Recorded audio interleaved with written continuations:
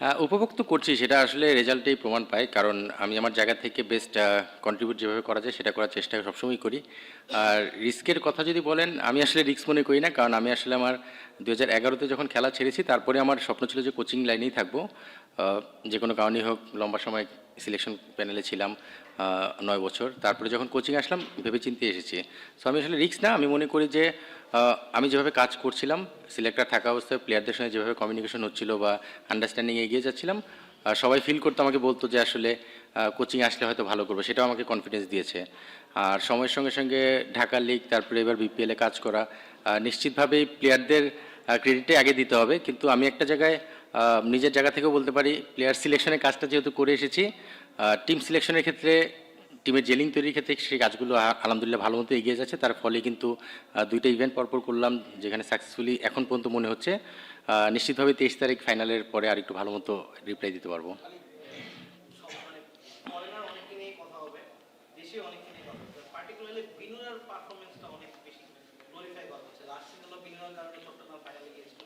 Right.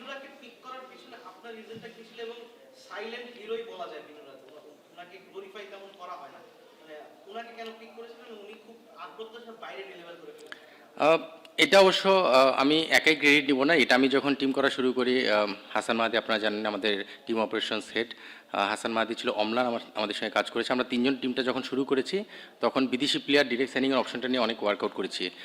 স্বাভাবিকভাবেই আমার প্রথম ডিরেক্ট সাইনিং কিন্তু বিনুরা ছিল, এটা হয়তো অনেকেই জানে না। বিকজ আমি গত বছর যেহেতু কমেন্ট্রি করেছিলাম, খুব কাছ থেকে প্লেয়ারদের নিয়ে অ্যানালিসিস করার সুযোগ হয়েছিল। সেখান থেকে একটা ট্রাস্ট তৈরি হয়েছিল যে এই বলারটাকে আমি যদি ইউজ করতে চাই, তাহলে যদি তার কাছ থেকে বেস্ট আউটকাম নেওয়া সম্ভব, সে বেস্ট কিছু দিতে পারবে। এবারও একটা জিনিস দেখবেন, তাকে নেওয়ার পরে কিন্তু তার জানেন যে ইনজুরি কিছু কনসার্ন রয়েছে। তাকে খেলানোর ক্ষেত্রেও কিন্তু আমরা বেছে বেছে কিছু জায়গায় মানে ওয়ার্কলোড ম্যানেজমেন্টের ব্যাপারটা চিন্তা করেই খেলিয়েছি।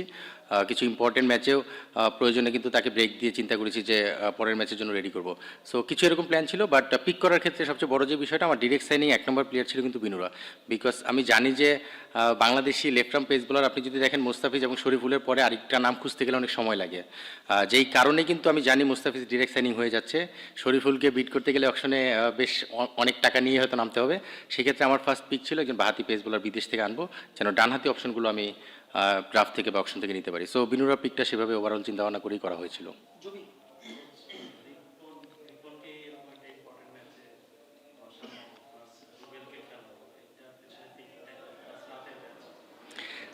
আপনি একটা জিনিস দেখবেন যে আমরা বেশ কিছু ম্যাচে আপনি দেখবেন যে কিছু ভালো পারফর্মার ছিল, তারপর আমরা তাদেরকে অফ করেছি। আপনি দেখবেন মুরাদ কিন্তু এর আগের ম্যাচটা ভালো করেছে, আকবর জাস্ট একটা ম্যাচ আগেই ভালো করেছে। সো স্ট্র্যাটেজিক কারণে আমি সবসময় বিলিভ করি স্পেসিফিক ওই দিন, ওই ম্যাচ, ওই কন্ডিশনের জন্য যেই প্লেয়ারকে পিক করলে টিমের বেটার বেনিফিট হবে বা কম্বিনেশনের জন্য বেটার হবে, সেটাই চিন্তা করি।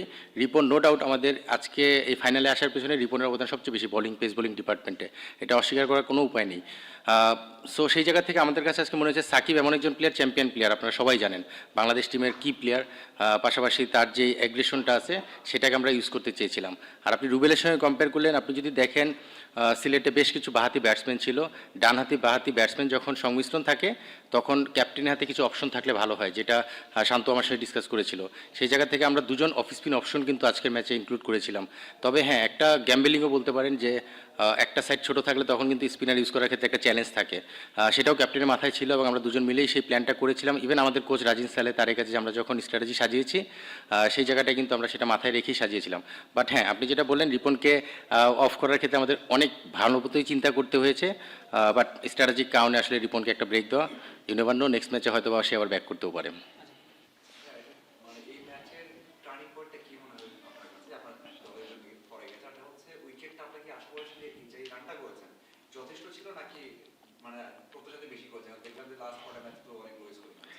আজকের উইকেটটা কিন্তু যখনই আমরা পাওয়ার প্লেতে ব্যাটিং শুরু করলাম, 2 ওভার যাওয়ার পরে আমরা উইকেটটা সম্পর্কে স্ট্র্যাটেজি সাজিয়েছি। প্রথমে আমরা ইনিশিয়াল যখন একটা বেসিক প্ল্যান নিয়ে কিন্তু ব্যাটিং শুরু করি যে অ্যারাউন্ড 140-50 মিরপুরে ভালো রান।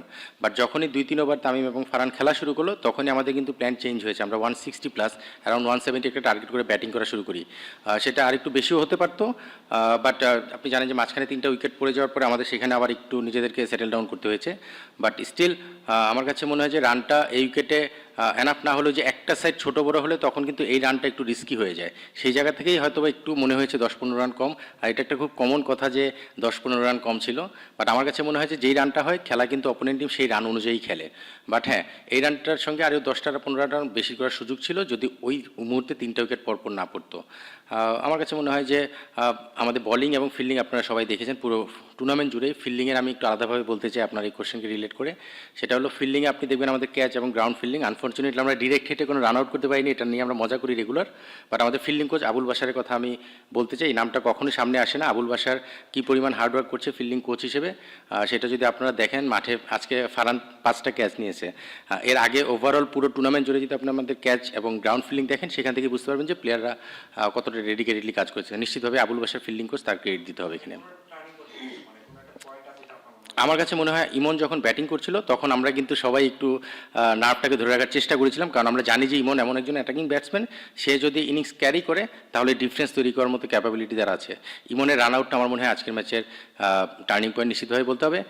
আর আমাদের ব্যাটিং জায়গা থেকে যদি বলি, আমার মনে হয় যে কেইনের যে ইনিংসটা, কেইন উইলিয়ামসন, তাকে যেই কারণে আমরা পিক করেছি এটা নিয়ে অনেকেরই অনেক ডাউট ছিল, বাট আমার টিম স্ট্র্যাটেজিতে আমি যখনই দেখেছি যে আমার উপরের থেকে একটু রানের একটু স্ট্রাগল করছি তখনই কিন্তু কেইনকে ইনক্লুড করার অপরচুনিটি পেয়ে সেটা আমরা গেইন করেছি, এবং কেইনের ইনিংসটা নিশ্চিতভাবেই আমাদের আরেকটা ব্যাটিং ডিপার্টমেন্টে টার্নিং পয়েন্ট হতে পারে।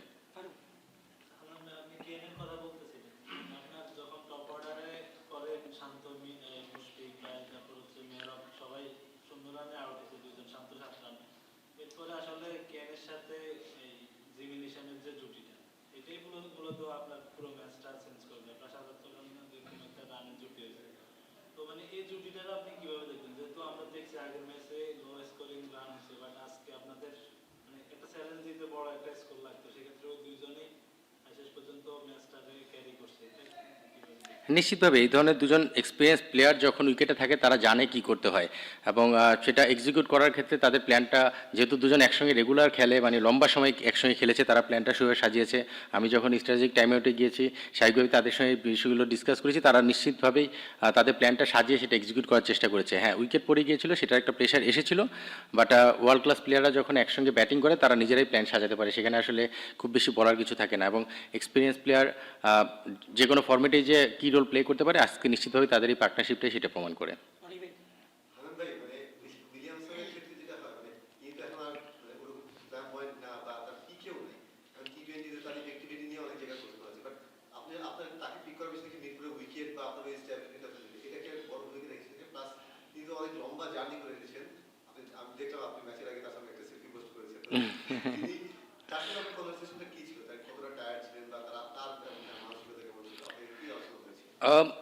একজন প্রফেশনাল প্লেয়ার, এবং আপনারা জানেন যে নিউজিল্যান্ডের প্লেয়ারদের আমরা সবসময় প্রশংসা করি তাদের ক্যারেক্টারের জন্য, খুব সফট এবং স্মার্ট হয়।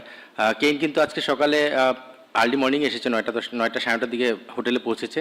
পৌঁছানোর পরে কিন্তু আমাদের টিম মিটিং ছিল, সেটাতেও অ্যাটেন্ড করেছে, তারপরে সে রেস্ট নেওয়ার জন্য রুমে গিয়েছে। সো আমি এই জন্যই কথাটা বললাম, খুবই প্রফেশনাল একজন প্লেয়ার। আর আপনি যেটা বলেন এফেক্টিভনেস যে বিষয়টা, আমাদের টিম আপনি দেখবেন আমরা মিরপুরে যখন খেলাটা চলে এসেছে আমরা দেখেছি যে অ্যারাউন্ড 150 ভালো রান। আপনি যদি 150 খেলা হয় সেখানে অ্যাঙ্কর রোল প্লে করতে পারে এবং ইনিংসটাকে বিল্ড করে দূরে নিয়ে যেতে পারে, এই ধরনের একজন প্লেয়ার আমাদের কম্বিনেশনে খুব দরকার ছিল।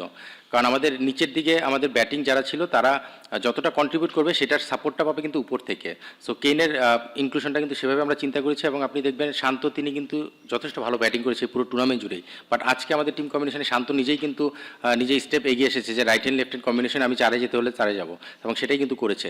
সো এই যে টিম মানে টিম হিসেবে কাজ করা, ক্যাপ্টেন নিজের পজিশনটাকে ছেড়ে দিয়ে টিমের জন্য মানে বেটার কিছু চিন্তা করা, আমার মনে হয় যে সেটা নিশ্চিতভাবেই একটা টিমকে প্রমাণ করে যে আসলে এই দলটা একটা পুরো দল হিসেবেই খেলে। আর কেইন নিশ্চিতভাবে ওয়ার্ল্ড ক্লাস, এবং এই ধরনের ক্যারেক্টারই কিন্তু সে শো করেছে আইপিএল বলেন, নিউজিল্যান্ড, প্রতিটা জায়গায়। সো আপনি যেটা পয়েন্ট আউট করেছেন নিশ্চিতভাবেই সেটা অবশ্যই ইম্পর্টেন্ট যে মিরপুরের কন্ডিশন বা অ্যারাউন্ড 150-60 রানে যখন খেলা হয় এই ধরনের একজন ব্যাটসম্যান নিশ্চিতভাবে সেই দলের স্ট্রেংথ বাড়ায়।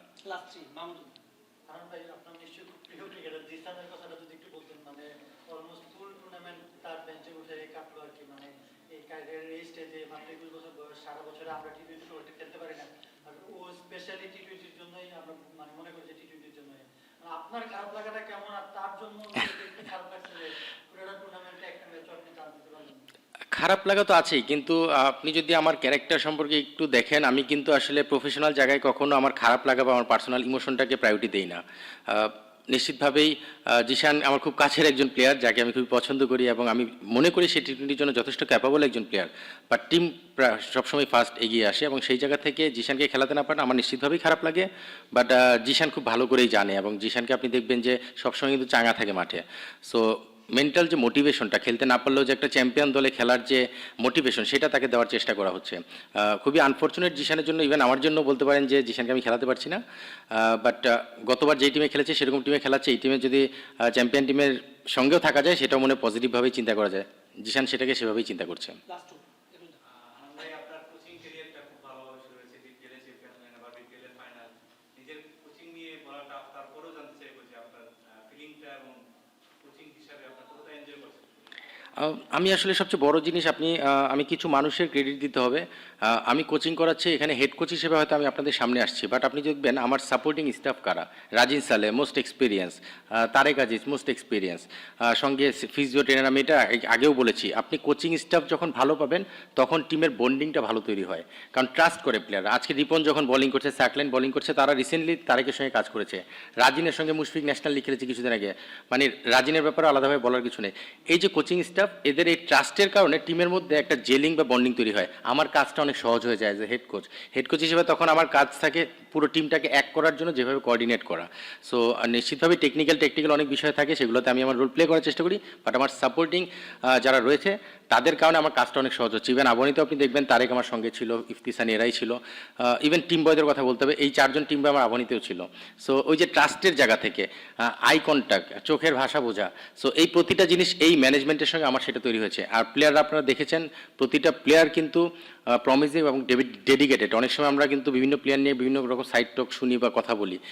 এই টিমে আপনি অন্তত এই ধরনের ফিঙ্গার উঠিয়ে কারোর দিকে কথা বলার মতো সুযোগ মনে হয় পাবেন না, বিকজ টিম রেজাল্ট আমার মনে হয় তো করতে গেলে এই ধরনের টিম ম্যানই দরকার, টিমের প্লেয়ার দরকার। সো সেই জিনিসটাই ছিল। আলহামদুলিল্লাহ আমি খুব এনজয় করছি এবং চেষ্টা করবো এভাবেই এনজয় করার জন্য। লাস্ট ওয়ান আমি আনন্দ ভাই, কেন উইলিয়ামসের যে কথা হচ্ছে, বলতে গেলে এই বিপিএল এর সবচেয়ে বড় তারকা সেই বলতে গেলে ফরেন থেকে। আপনার টিমে অনেক ইয়াং ক্রিকেটার আছেন যারা হয়তো কেন উইলিয়ামসনকে দেখি বড় হয়েছে। তারা উইলিয়ামসনকে পেয়ে কেমন ফিল করছেন, উইলিয়ামসনের কাছে যাচ্ছেন কিনা, বা যেমন জিশান, আকবর, তারা মানে কি কি বলছেন আর কি উইলিয়ামসনের সঙ্গে কথাবার্তা বলছেন? আসলে আজকে সকালে এসেছে, টিম মিটিং অ্যাটেন্ড করেছে, রেস্ট নিয়েছে, তারপর মাঠে এসেছে। খুব বেশি সে অ্যাটাচমেন্টের সুযোগ হয়তো পায়নি। বাট আপনি একটা মজা করে আমরা আজকে বলছিলাম, যখন ফারহান আর তামিম ব্যাটিংয়ে নামলো, জিশান এসে উইলিয়ামসনের পাশেই বসেছে, তখন শান্ত বলছে কি রে তার পাশে যেই বসছিস, ঘটনা কি কি জিজ্ঞেস করবি। সো এই ধরনের ফান মজা আমাদের হয়। তবে হ্যাঁ, এই ধরনের লেজেন্ড প্লেয়ার যখন ডাগ আউটে থাকে তাদের কাছ থেকে অনেক কিছু কেয়ারিংয়ের সুযোগ থাকে। আর একটু বেশি সময় পেলে ভালো হতো, হয়তো ট্রেনিং সেশনগুলোতে থাকলে হয়তো একটু বেশি ডিসকাস করতে পারতো। বাট স্টিল সে যখন টিম মিটিং আজকে দুটো কথা বলেছে, তারপরে নিশাম যখন টিম মিটিংয়ে কথা বলে, আমাদের প্রতিটা প্লেয়ারের জন্য সেটা কিন্তু একটা মোটিভেশনাল স্পিচ। সো আমার মনে হয় যে প্লেয়াররা সেখান থেকে অনেক কিছু শিখছে। আর ইন্ডিভিজুয়াল শেখার বা জানার সময়টা খুব বেশি পাচ্ছে না, বাট নিশ্চিতভাবেই তার ড্রেসিং রুম শেয়ারিংয়ের মাধ্যমে আরও কিছু শেখার বা ভবিষ্যতে আরও কাজে লাগানোর সুযোগ থাকবে।